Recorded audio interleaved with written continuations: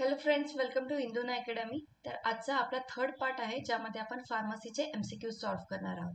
तर आजचा first question आहे question number 41. Spare receptors are present when A. All receptors must be occupied to produce maximum response. Maximum response occurs before all receptors are occupied.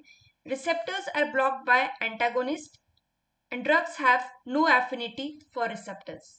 Okay, spare receptor. याचा correct answer आहे option number B. Maximum response occurs before all receptors are occupied. Okay, this is the correct answer. याच्यामध्ये बघा spare receptors काय असतात. Maximum pharmacological response can be achieved without occupying all receptors. सगळे receptors occupy न होता सुद्धा कसा maximum response इथे मिळणार आहे. And this happens because signal amplification occurs in receptor effector system. म्हणजे सिग्नल काय होतं, अँप्लिफाय मल्टिप्लाय होतात इथे. ओके, आणि all receptors must be occupied to produce maximum receptors. This situation means no spare receptors. Receptors are block by अँटागोनिस्टच्या केसमध्ये बघा काय इनकरेक्ट आहे ते statement. That describes receptor blockade और no spare receptor. Drug has no affinity for रिसेप्टरच्या केसमध्ये काय होईल. If drug has no affinity it cannot bind a receptor at all. Okay, म्हणून हे ऑप्शन्स इनकरेक्ट होते. अफिनिटीचं तुम्हाला ऑलरेडी माहिती आहे. Affinity is the ability of drug to bind receptor. So question number 42. Drug distribution refers to what it means. Drug metabolism in liver, drug movement from one tissue to another, drug excretion through kidney, and drug binding to plasma protein. What it means. Drug redistribution. Question number 42 बघा. Redistribution means drug movement from one tissue to the another. Option number B is the correct answer. Okay. Redistribution's meaning first distribution from highly perfused organ. इथे बघा ज्यावेळेस आपल्या बॉडीमध्ये drug येतं त्यावेळेस सर्वात जास्त ब्लड फ्लो कोणाकडे होणार आहे, या ऑर्गन्सकडे जिथे जास्त गरज असते. That is brain, heart, liver. Then later move to less perfuse tissues जसं की मसल, फॅट्स, आणि त्यावेळेस जे डिस्ट्रीब्युशन होतं त्याला काय म्हटलं जातं, redistribution. Now this causes short duration of action for some drugs. काही केसमध्ये काही ड्रग्सला फक्त शॉर्ट ड्युरेशन मिळणार आहे. म्हणजेच movement of drug from high blood flow organs to low blood flow organ tissues. High blood flow कुठे होत होता, ब्लडला, हार्टला आणि कोणाला, लिव्हरला. आणि त्यानंतर ते राहिलेलं ब्लड कोणाकडे सप्लाय करणारे, टिश्यूज आणि फॅट्सला. त्या केसमध्ये हाय किंवा लो ड्युरेशन मिळणारे या काही ड्रग्सला. मेटाबॉलिझम तुम्हाला माहिती आहे, बायो ट्रान्सफॉर्मेशन आहे. किडनीज कशासाठी इम्पॉर्टंट आहेत, रिनल एक्सक्रिशनसाठी ऑफ ड्रग. आणि प्लाझ्मा प्रोटीन कशासाठी आहे, प्रोटीन बाइंडिंग किंवा drug binding. Now pharmacogenetics refers to, जसं वर्ड आहे त्याच्यानुसार तुम्हाला समजते. Pharmacogenetics that is study of drug formulations, genetic variation affecting drug response, drug metabolism in liver आणि drug excretion with receptor, interactions with the receptor. Option number B is the correct answer. Genetic variation affecting drug response, किंवा ज्याच्यामुळे person to person मध्ये काही differences येऊ शकतात. का बरं, आपल्या जेनेटिक मेकॅनिझममुळे. इथे बघा genetic variation affecting drug response. काहीच्या केसेसमध्ये एखादा ड्रग ऍक्टिव्हेट नसेल किंवा सेम रिस्पॉन्स नाही कॉज करणार. नाउ ऑप्शन नंबर बी, इथं ऑप्शन नंबर बी करेक्ट होता कारण की फार्मॅकोजेनेटिक्स हे करेक्ट आन्सर आहे. Study of how genetic differences affect drug response. Now question number 44. Which parameter is represented by the area under plasma concentration, that is time curve AUC? Drug potency, drug efficacy, total drug exposure and drug half life. Question number 44. The correct answer is option number C, total drug exposure. Okay. इथे बघा AUC काय, area under cover. Represents total amount of drug reaching the systemic circulation. एकदा बॉडीमध्ये drug गेल्यानंतर liver त्याला काही bio transform करणारे आणि ॲट द एंड त्याचे जे एक फ्रॅक्शन ऑफ ड्रग आहे जे आपल्या सिस्टमिक सर्क्युलेशनमध्ये एंटर करणारे, that is AUC. So the total drug exposure over time used to calculate bioavailability, म्हणजेच bioavailability. Higher AUC, more drug absorbed. जास्त जसं AUC जास्त असेल बायो ते ॲब्झॉर्प्शन कसं असेल जास्त असेल, म्हणजे bioavailability of drug is higher. Now drug potency म्हणजे कमीत कमी फ्रॅक्शन जास्त इफेक्ट दाखवतं त्याला काय म्हटलं जातं, हाय पोटेन्सी. आणि जास्तीत जास्त ड्रग आणि त्याचा कमी इम्पॅक्ट आहे तर त्याला काय म्हटलं जातं, लेस पोटेंट. ज्यावेळेस आपण ड्रगची पोटेन्सी बघणार आहे ते कशावरती डिपेंड करतं, EC50 वरती. Drug efficacy is equals to maximum effect आणि half life is the 50% of drug eliminated after the total concentration of drug present in the plasma. Now question number 45. Which type of antagonism occurs when two drugs produces opposite pharmacological effects? Okay, through different receptors. याचा correct answer काय आहे, आपण बघितलंय pharmacological effect साठी pharmacological अँटॅगोनिझम. So question number 46. Which parameter determines dosing intervals of drug? कोणत्या फॅक्टरवरती depend राहतं की आपण किती इंटरवल नंतर ड्रग घ्यायचा आहे किंवा तो डोस घ्यायचा आहे. बायोअवेबिलिटी, हाफ लाईफ, पोटेन्सी आणि volume of distribution. What is the correct answer? या केसमध्ये 46चा करेक्ट आन्सर आहे ऑप्शन नंबर बी, हाफ लाईफ. ओके, मागच्या लेक्चरमध्ये पण मी तुम्हाला हे खूप प्रॉपरली एक्सप्लेन केलंय की हाफ लाईफ वरती का बरं डिपेंड असायला पाहिजे तुमचा ड्रग म्हणजे ड्रगचा इंटरवल. त्यासाठी इम्पॉर्टंट आहे तुमच्या बॉडीमध्ये ड्रगचं सॅच्युरेशन न होता एक प्रॉपर वे मध्ये एक्सक्रिशन ऑफ ड्रग होत आहे. जर एक्सक्रिशन होत नसेल, इलिमिनेशन ऑफ ड्रग होत नसेल तर काय होणार आहे, जास्त कॉन्सन्ट्रेशन बॉडीमध्ये राहणार आहे आणि त्याचा म्हणजे हाफ लाईफ कसा वाढणार आहे, त्या केसमध्ये टॉक्झिसिटी पण वाढते. ठीक आहे, हाफ लाईफ याच्यावरती डिपेंड आहे बघा. काय ठरवते, dosing interval, time to steady state आणि ड्रग अक्युमुलेशन. हाफ लाईफ जर जास्त असेल तर ड्रग कसं होत आहे, अक्युमुलेट होत आहे बॉडीमध्ये. आणि हाफ लाईफ कमी आहे म्हणजेच काय, लवकर ते ड्रग इलिमिनेट होत आहे, एक्सक्रीट होत आहे बॉडीमधून, क्लिअरन्स कसं आहे, जास्त आहे. तर लॉंग लाईफ म्हणजे काय, लेस फ्रिक्वेंट डोसिंग. जर एखाद्या ड्रगचा हाफ लाईफ जास्त आहे तर तुम्हाला तो दिवसातून कमी टाइम मध्ये म्हणजे कमीच वेळा घ्यायचा आहे. जर एक ड्रग जर बॉडीमध्ये 6 तास थांबणार असेल तर तुम्ही 2 डोस घेऊ शकता.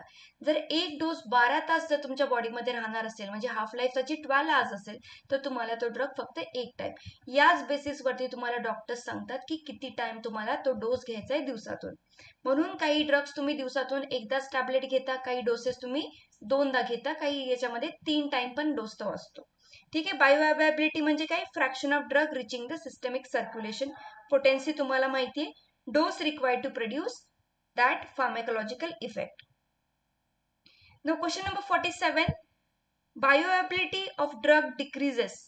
Oral dose requires to maintain same plasma concentration will decrease, increase, remain unchanged आणि become zero. What is the correct answer? If the bioavailability of drug decreases.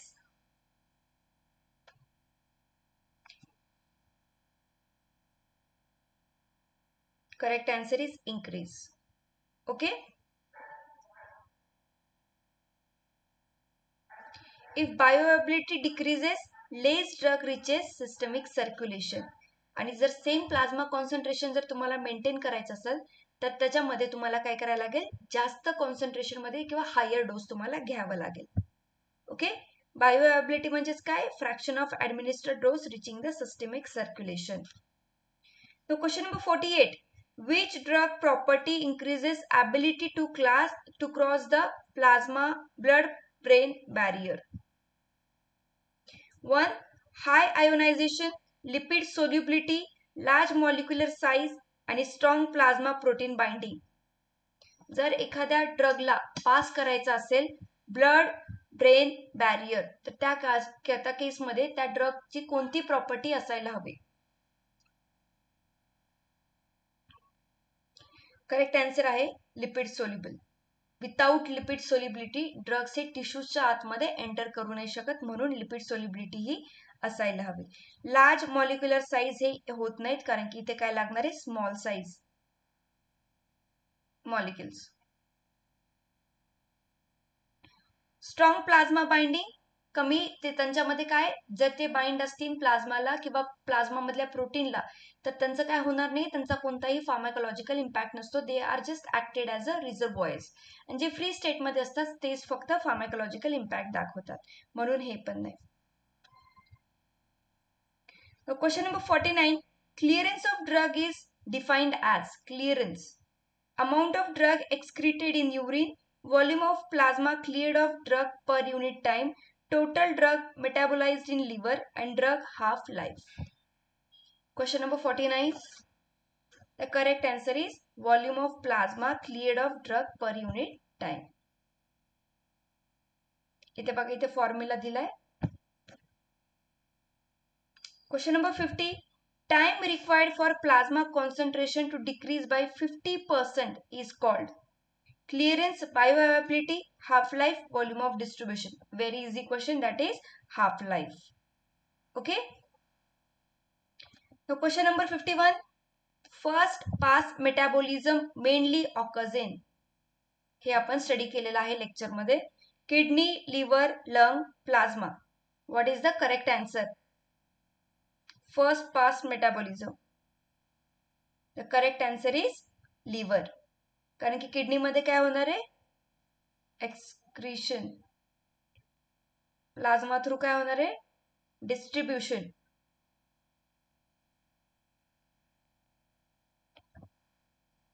Okay. Now question number 52. Which parameter is directly proportional to loading dose? Clearance, half-life, volume of distribution, and elimination rate constant. Question number 52 बघा. इथे correct answer आहे volume of distribution. Formula for loading dose: target concentration into volume of distribution upon bioavailability. So loading dose depends directly on volume of distribution. Question number 53. Maintenance dose of drug depends mainly on volume of distribution, clearance, bioavailability only, and protein binding.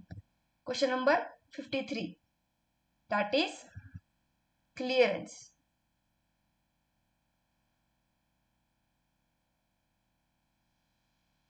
Question number 54. When enzyme inhibition occur, plasma concentration of substrate will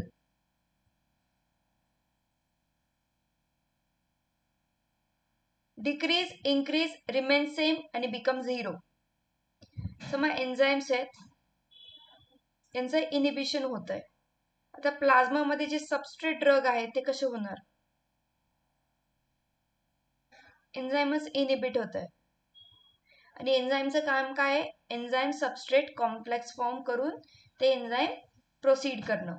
पण जर एन्झाइमच इथे inhibit होत आहे, तर जो plasma concentration of substrate drug आहे ते कसं होईल, इन्क्रीज होईल. आणि याच्यामुळे काय होईल, toxicity. Okay. Now question number 55.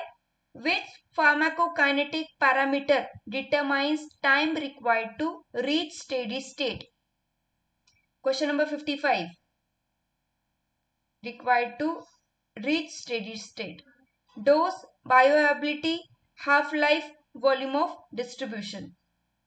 इथे करेक्ट आन्सर आहे half-life. Okay.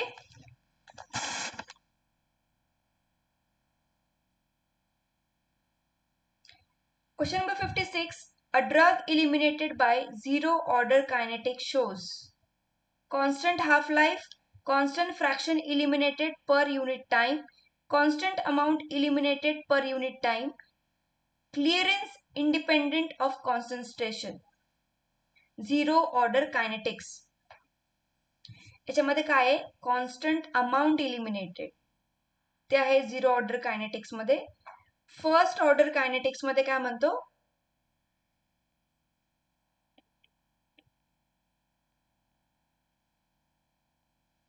Fraction is constant.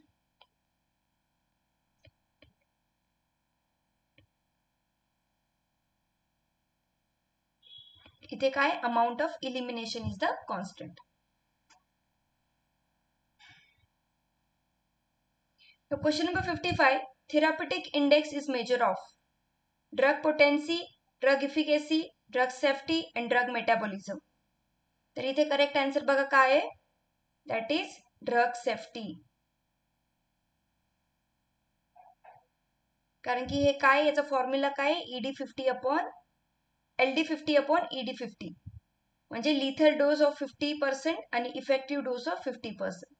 Higher TI असेल तर काय म्हणू शकतो, तो सेफ आहे ड्रग, आणि लोअर TI म्हणजे नॅरोवर थेरॉपिटिक इंडेक्स, म्हणजे कमीत कमी इम्पॅक्ट तो दाखवतोय.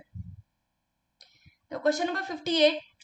Drug accumulation occurs when dosing interval is. Indirectly आपण हा क्वेश्चन आधी पण पाहिलेला आहे. तर बघा, ड्रग कधी अक्युमुलेट होणार आहे, ज्यावेळेस डोसिंग इंटरवल कसा असेल, greater than half life, equal to half life, less than half life आणि equal to clearance time. Okay, pause करा आणि याच्याबद्दल विचार करा. क्वेश्चन नंबर 58 याचा करेक्ट आन्सर आहे option number C, less than half life. Half लाईफच्या आधीच जर डोसिंग इंटरवल असेल तर त्याच्यामध्ये काय, ड्रग कॉन्सन्ट्रेशन बॉडीमध्ये वाढणार आहे, इलिमिनेशन कमी होणार आहे. म्हणून बॉडीमध्ये जे ड्रगचं कॉन्सन्ट्रेशन असेल ते कसं असेल, सॅच्युरेशन मध्ये जाईल आणि हायर लेवल पर्यंत जाईल. Now question number 59. Which of the following is an example of chemical antagonism? Naloxone and morphine, pentamine and heparin, adrenaline and histamine, and propafenol and adrenaline. The correct answer is option number B, protamine and heparin. Chemical antagonism म्हणजेच काय, two drugs combine chemically and neutralizes each others, म्हणजेच काय, chemical अँटॅगोनिझम. हा आहे positive charge आणि हा आहे negative charge. Now question number 60. Potency of drug is best described as. Potency खूप वेळेस तुम्हाला एक्सप्लेन करून झालेलं आहे. Maximum effect produce, dose required to produce a given effect, safety margin आणि saturation of drug, duration of drug. बघा, potency of ड्रगचा correct answer काय, that is option number B, dose required to produce a given effect. मग याच्यामध्ये higher potency, lower potency या दोन गोष्टी येणार आहेत. ओके, या प्रकारे आपण 60 MCQs इथे कव्हर करतोय. तर तुम्हाला हा व्हिडिओ आवडला असेल तर नक्की लाईक करा, चॅनलवरती नवीन असेल तर सबस्क्राईब करा. या रिलेटेड जर तुमचे काही डाऊट्स असतील तर तुम्ही मला कमेंट बॉक्समध्ये सांगू शकता. आणि अशाच फार्मसीच्या रिलेटेड इन्फॉर्मेटिव्ह व्हिडिओसाठी आपल्या चॅनलला सपोर्ट करा. भेटूयात आपण पुढील लेक्चरमध्ये.